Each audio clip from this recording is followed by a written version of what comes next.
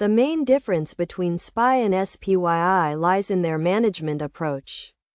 SPY is passively managed by State Street, replicating the performance of the broader equity market or a portion of it, and trades throughout the day.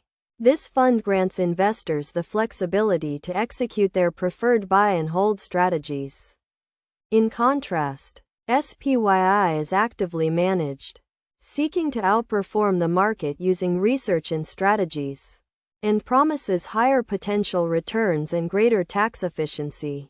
As a result, SPY's passive approach is appealing to risk-averse and passive investors.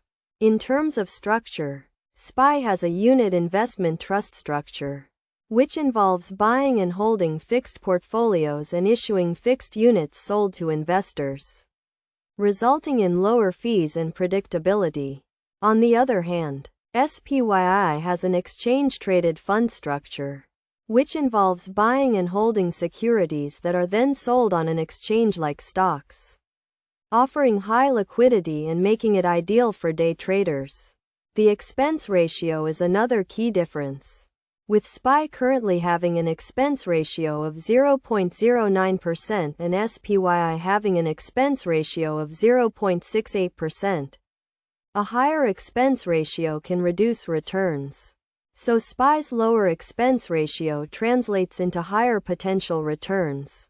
Despite their differences, both SPY and SPYI offer portfolio diversification, are low risk, and are beginner friendly. When considering which is better, SPY stands out due to its lower expense ratio, predictability, and relatively stable performance, while SPYI has its advantages, such as tax efficiency and overall performance.